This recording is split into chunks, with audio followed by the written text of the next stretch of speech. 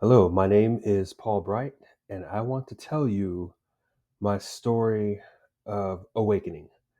And it started when I was in the United States Air Force. I served from the end of 1997 until 2008. I worked a lot of odd shifts, 7 to 3, 3 to 11, 11 to 7, and they would rotate us in and out every couple of months, especially if you were lower ranking. My first real deployment was in 1999, eventually ending up in Germany, but we went through several different countries before we landed there, all in different time zones. And I was working 12-hour shifts, uh, 3 days on, 2 days off, 2 days on, 3 days off. And so everything was changing, the shifts, the time zones. I got off the night shift probably about 9 in the morning by the time I got to bed. All my roommates were gone because they had us 4-2 a room. And I fell asleep. And I think it was probably an hour or so in, maybe 2 hours in, where I became conscious, but I could not open my eyes. I could not breathe. I could not move. And I didn't know what was happening. I didn't know if somebody was strangling me, smothering me. I had no idea. And eventually I shook my way out of it. Um, it was real scary. And I thought, okay, maybe it's just a nightmare because nobody's in the room. Went back to sleep. And it happened again and again and again. And I didn't tell anybody. It was happening every week, at least once a week. I would have this come over me. I would go to bed, a couple of hours in, conscious, but couldn't do anything. Felt like I was being buried alive. I didn't see anything, no spirits or anything like that. Um, and it kept going even when I got back to the States. I think it was around August or so. Had a few weeks off. They put us all on day shift, and it was still happening week after week after week. And I still didn't tell anybody. I didn't tell anybody when I was overseas because I didn't want to get sent home to get evaluated. I wanted to just do my job, serve the mission. Probably, I think, October or so, 1999, I finally gave up, told my doctor. And so she did some research, and a week later said, I think it's something called sleep paralysis. Don't know too much about it other than this sheet of things to do, which was like not sleep on your back. There's no cure, no medicines or anything like that for it.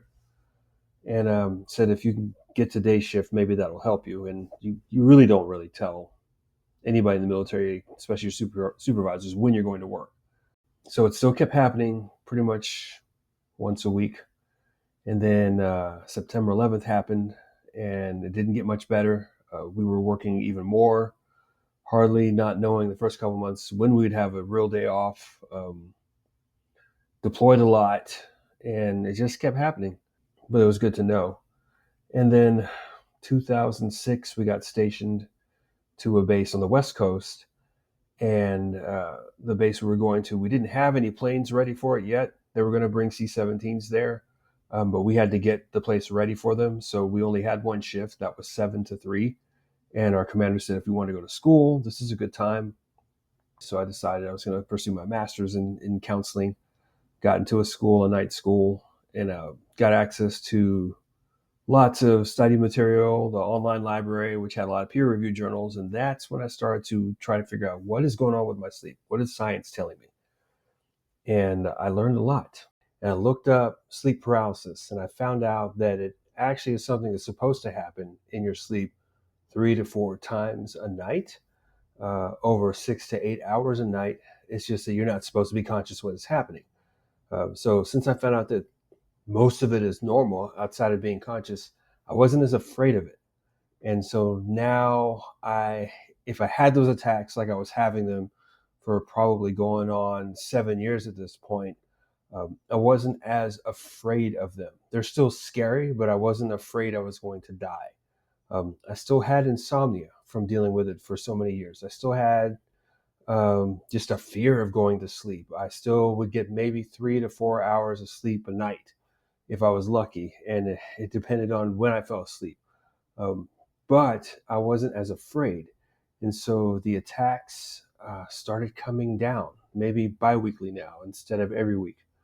And then from there, I got out of the Air Force in 2008. I still worked on base for 7 years while I was getting my school and getting myself together in this whole other state.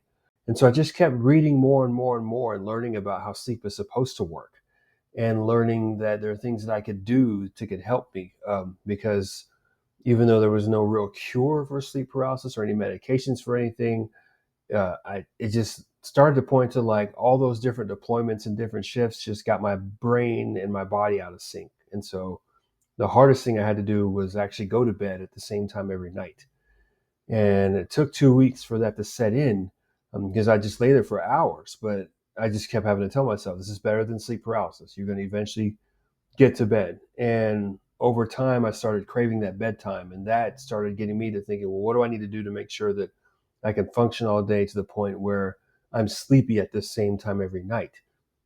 And that took some time. It took a lot of guessing and testing and more reading and more understanding what impacts your sleep. And it took all the way till 2018 before I was getting 6.5 to, I don't know, 7, 8 hours of sleep per night. And I still get that to this day. I go to bed relatively the same time every night.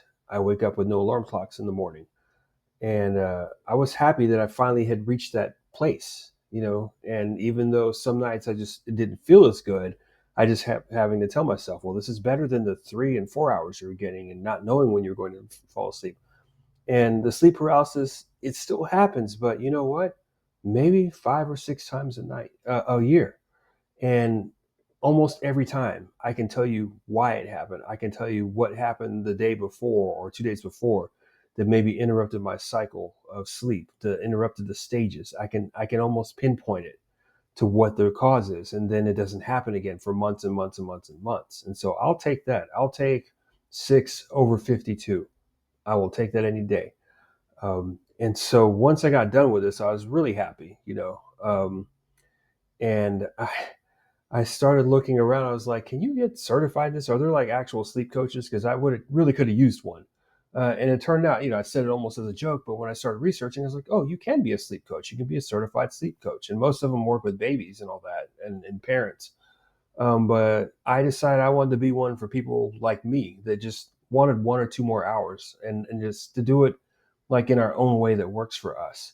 And so I did. I got certified. And through that certification process, I learned more of the why behind the things I was doing was working and why the things that didn't work didn't work. I learned even more about how the sleep cycles and sleep stages work and what hormones are involved. And looking back at the things that I did, if I had known them at the time my sleep paralysis was becoming known to me, I probably could have gotten rid of it in months, maybe even weeks, and not the decade that it took.